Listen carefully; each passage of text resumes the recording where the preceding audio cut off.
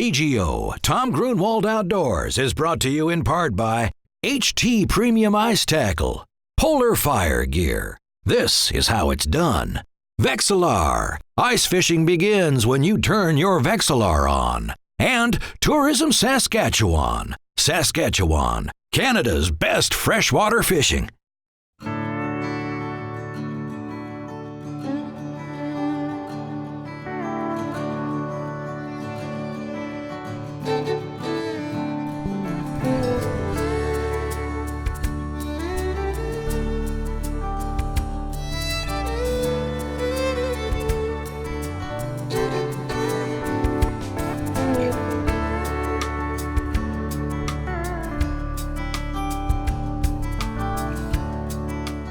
Hello everyone, and welcome to Tom Gruenwald Outdoors. I'm Tom Gruenwald. We got a really special show lined up for you today, and I'm especially excited about it. We've got Jeff Kelm, HT Pro Staff member and member of the USA ice fishing team, and we had kind of an interesting thing happen. Jeff was doing a little bit of pre-fishing out here on the Big Owl Plain Reservoir, and it's a flowage on the Wisconsin River between Stevens Point and Wausau, Wisconsin. And he's doing some of the preliminary fishing for the World Ice Fishing Championships. While doing so, he caught a couple of carp out here. That's right, carp. You know, when he was fishing in the World Ice Fishing Championships last year over in Europe, and when I fished over in Asia last year, both of us noticed that the people of those areas and parts of the world fish for carp through the ice. And it's really something that hasn't happened much in North America. So we thought, you know, maybe we should actually try to go out and see if we can apply some of those European and Asian techniques, see if we could catch carp here in North America. So here we are on the Big Owl Plain flowage. We've got an area where we know there's been some carp milling around, and because of the deficiency of oxygen, there's not going to be a whole lot of active fish in water deeper than 10 feet. So we're up on about a 7-foot flat, and what we're going to do is see if we can intercept a pod of some of these carp that might be coming through here. And we're going to use the Asian techniques that I learned and the European techniques that Jeff learned. Now, over in Asia, we got just a slip float, and there's just a little sleeve slid right here on this bottom stem of the slip float. And then I'm running that down. I've got, of course, a snap swivel here to help prevent tangles. And then a leader is running to what I call a slider. It's just a little device there that slips on the line. So basically it forms a slip sinker by wrapping a sleeve of lead around that. I can use as much of that lead as I want. I can wrap, of course, more on there for more weight in deeper water, or less if I'm fishing shallower. And then another small swivel, and I've got 2 little light carbide hooks on the end here, each tipped with a spike. Now what I actually will do is take this whole rig and I put that slip sinker right down on the bottom, and I keep that float suspended in the water about 3 or 4 inches down underneath the surface of the water. And the idea there is to make sure that this line will not move at all. There's no wind or movement from my rod tip. Nothing is going to make that bobber move because it's beneath the surface of the water. And then all I have to do is sit and watch that float underneath the water. If it makes any kind of a movement, if it comes up or goes down, I know something picked those hooks up off of the bottom, and it's a great technique for catching carp. Again, all I'm doing is I'm watching that float. I really can't take my eye off of it. I'm not going to see much more than just a little bit of movement as that bobber goes up or down if a fish picks it up. I've had a couple marks come through here right off of the bottom, right where I would expect them. Those 2 hooks are sitting right down on the bottom. And there it looked like I had another little bump. Something moved that float. Now, you don't want to do it too much. You just got to keep your eye constantly on that float and just watch. A lot of times these carp, they'll bite extremely lightly. It's not a hard hit by any means, and that float's just going to move a little bit, and I want to be ready when they do hit. Got him.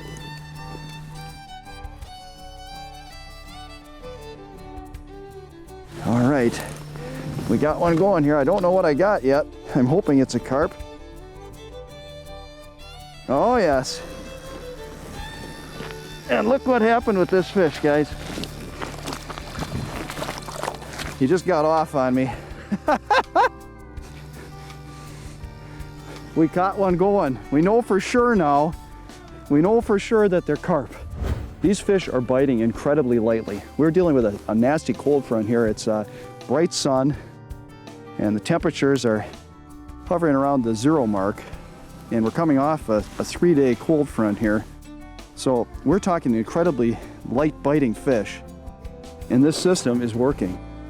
So it's hard to believe that guy could be sitting here getting excited about catching a carp and losing it by the hole, but I am encouraged because we're dealing with incredibly light biting fish. I've got 3 extremely good ice fishermen out here that have fished carp before, know what they're doing, are using European systems, and they're having a hard time getting these fish on. And the Chinese system here is producing. We're getting some action. There's more fishing action to come right here on TGO. So if there's any movement, it's a fish just like this. We got him on. Yeah, we got him going. Thank you for the help there. Got him? Yep, I got him. These things, I'm not kidding you, Jeff, they're biting so light that it's extremely difficult when you get them up to the hole. That second hook keeps catching the ice, first of all, and then these aren't huge, 8-inch hole, and they keep turning around. I just lost one at the hole a minute ago, but there we go. We got him. It works. It works. I haven't had this much fun in a long time, Jeff. I just, the opportunity to come out and do something different. Yeah. Carp through the ice. Yeah. Who would have thought? Who would imagine? Yeah. Well, I guess I should hold the prize, right? Yeah, Show everybody. yeah. Look at that. Here's your fish. Nobody wants to admit they caught a carp, but I'll tell you what, I'm having a blast. Jeff and Aaron are very good carp fishermen. Actually, in the summertime, they use some European tactics. Long 12-foot rods with the rod pod systems, the electronic alarm strikes. You catch a lot of fish over there, and people, it might seem funny, but look at that. I mean, that's a nice size fish. They fight hard. They're a little bit challenging. Yep. And yes, carp can be caught through the ice, and we can catch them right here in North America, as well as Europe and China. And this is something that has not been taken advantage of yet in this country, and we're some of the people trying to pioneer this. I'm having a blast. This is fun. Oh, good. All right, let's go get some more. You're watching TGO, Tom Gruenwald Outdoors. All right, well, I've got a little action going here, and there's been some pretty consistent movement with fish coming through. What I'm going to do is I've got another rod set here that I had rigged up for carp as well. Again, I've got that same float system on here that we're using with the slip sinker and one of the floats. Double hook rig like this. So I think what I'm going to do is I'm going to try to set another line over here on the other side of me and see if I can operate 2 hooks at the same time. Maybe that'll help me just get a little more chance of getting another fish. And I can leave this one just sit totally dead stick. I won't move this one at all. And the other one I'll continue to do a little bit of jigging motion with. Let's see what happens. Come on over here, Jeff. I got that second rod there. We're better off if we've got 2 of us. Pay attention to it, then it won't just be sitting there on its own. And all that the Chinese really did is just they'd lift it up once, Jeff. And they usually have at least 3, if not 4 or 5 rods. Mm-hmm. And they'd just go and they'd set it down, go to the next, set it down. They just kept going like that. Oh, he was there. Jeez. I think I'm going to have to throw a couple of freebies down my hole too now. Yeah. That seems to be bringing them in there. That's the only difference that you and I have done so far. We're close enough that I would think if they come through. There was a pop.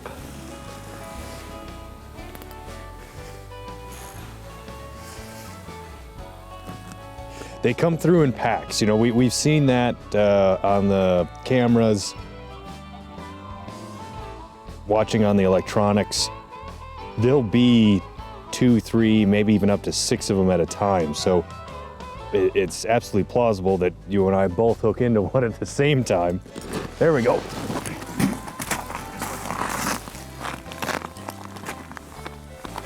Oh, he just came off. Oh, I'll tell you what's happening there, Jeff. The one weakness to the system, okay, that float hit the rod tip here, Yeah. okay, and as I was reeling it through there, I got a little bit of slack, and I really had to stop and just kind of lift the thing through. He smacked that pretty good, so they seem to be getting a little more active here. Yeah. Well, that's good. Got him. Get that slack line, they're gone. Got him. There we go.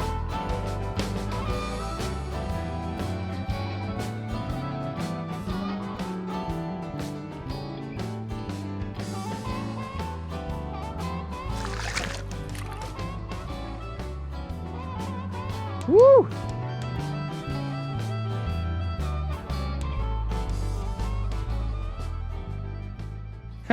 We'll be right back.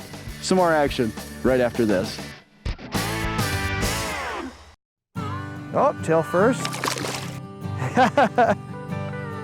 Oh, hey, he made a little run. There you go. See? We got him. Okay, now what we did here, I had that second rod, I just put down a dead stick, and again with this Chinese float system, and Aaron had been doing some more traditional jigging. I said, hey, let's give this Chinese system a try here. Go ahead, pull up next to me. And Jeff tried it for a little while, and he had a couple on and missed them. Aaron decided to take over. Jeff wanted to go do a little more exploring. There you go, you got him. Yeah, can't complain with that. It was a fun little fish to catch, that's for sure. It's a couple on the ice now. We know what's going. We'll just keep working them here. I'm hoping now our sun starts dropping down a little bit. Midday it slowed down. Maybe we'll pick up again here a little more in the afternoon. Nice job, Aaron. One of the things we're trying today is palm rods, and it's something that's unique to the rest of the world, I guess you could say. It's different for us here in the United States. We're used to fishing rods probably no less than 15 inches long, and here I've got a rod that's about 9 to 10 inches long. The reason why the rest of the world uses a lot more palm rods when ice fishing are the conditions that they're fishing in and the fish that they're fishing for. They're not using electronics, they're fishing shallow waters. They can, they're not reeling anything in, so they don't have to have a real reel on it. There's just a small spool that'll hold the line. You fight the fish hand over hand. You set the hook, the fish comes out, you place the rod down, and you're fighting the fish hand over hand. The fish that they're fishing for in the rest of the world, we would consider bait. Things like shiners, they call them European roach. Rudd, which kind of looks like a small sheep's head. Things like that is what they actually fish for. And so they use these short little rods with a very sensitive strike indicator and fish very, very close to the hole. What I'm doing sitting on the bucket is something that they wouldn't do. They'd be sitting right on their knees, right close to the hole, and they can fish in any weather condition that way too, because they're being able to block the wind and everything, the snow and stuff from coming into the hole. It's not something odd for the rest of the world, but it is for the United States.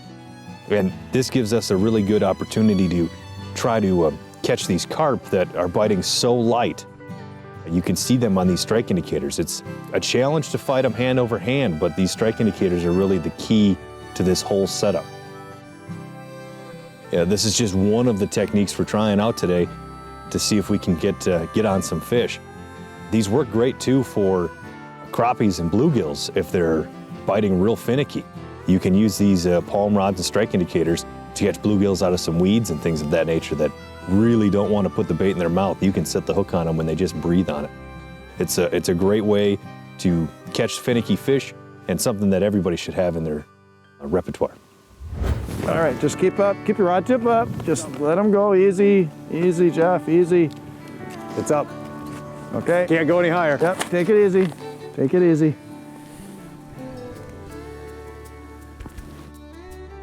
It's a nice carp, yeah. There we go! Easiest lesson ever. You know what's really funny? Take a look at this, take a look at this, take a look. It swam out of the hole. Oh, yes! See, it works. I just got Jeff set up here. He jigged for a little while. He missed a couple. Then we brought Aaron in while Jeff did a little exploring. Aaron caught one. Brought Jeff back over here next to me, and that's the biggest carp of the day right there, Jeff. Yeah. That's nice. I guess I win. You're part of the carp club. I guess so. You can tell here, you know, again, we're fishing for carp, and you're probably all wondering just, well, wow, I've never seen anything like this before, and neither have we, because it's our first time we've experimented with it, but we're having a blast. This is fun. This is fun. This really is. It's a unique system for a unique fish, and hey, if you really want to try something different, you might want to rig one of these things up, come out. You know, again, you're gonna have to explore a little bit. I think the underwater camera is a key component. Yeah. You know, make sure that you found an area where the fish are coming through. We're right on the edge of a break where we've only got a foot or two of water, literally within an arm's distance away, dropping down here into about 7 or 8 feet. And these fish are just coming through on this drop off. I can't say that they're by any stretch of the imagination, these are active biting fish. We're just kind of working them lightly with these floats, and we're getting 1 or 2 of them as they come through to bite. Nice fish, Jeff. That's beauty. That's a beauty. It's worth it. All day. Worth it. More fishing action online at tgofishing.com. We're not on any structure here. We're actually on a really sharp break. Only about 6 feet to your left. It's about 1.5 feet deep. Yeah. You know, and we're in 7 feet of water here, and it drops down to about 10, only a couple feet to the right of me. So it's a real sharp break. We noticed these fish following this break this weekend while we were practicing for the USA Ice Team, and you know, that's why we came back here. It's just the concentration. They're following that break. Yep. Whatever's leading them to it. This Polar Fire Select SX, the reason I chose this as my primary rod is I really like these. The fact that I got these bigger D guides on here. I mean, it's cold out here and I haven't had any ice whatsoever form in my guides. I haven't had to sit and poke the ice out. And a lot of times using the lighter micro rods and the ultralight systems, I'm using smaller wire guides. And you need that to balance properly on those light rods. Otherwise, a big guide is just too heavy and the rod turns into a noodle and you really can't do much with it. You can't detect bites. The wind is blowing the line and moving the rod a lot. Since I'm not jigging, worry about that sensitivity, I'm using the float as my strike indicator. I don't have to be as concerned with those smaller guides, keeping the line closer to the blank. Beauty of these big guides is that all day long, I mean, we're out here and we're fishing.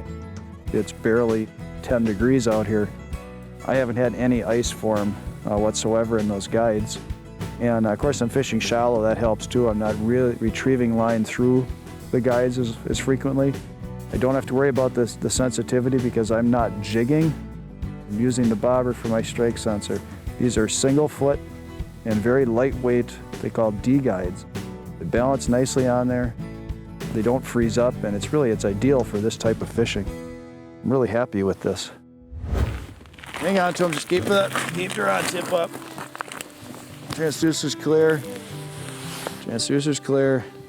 Here he comes. Oh, let him run. Yep, we're getting the hang of this. What we're doing, everyone, because of that slip float, you can't reel the line all the way up. Just set the hook and just hold the rod high. Get a partner to come in and slip the fish up onto the ice. And it works. It works. There we go. Awesome. Right awesome. Inside. Okay, hey, you got another nice one. You know what's fun about these fish have all been what, maybe 2-3 pounds? Yeah. So you're dealing with fish that are at least twice as big as your typical panfish, and they're all muscle. Yep. So it's a lot of fun. Just a good light action system, some 4-pound test, and this special rig. Hey, it's a good time. Well, should we let it go? Let's do it. That was right. awesome. That's awesome. Let it go? Sure.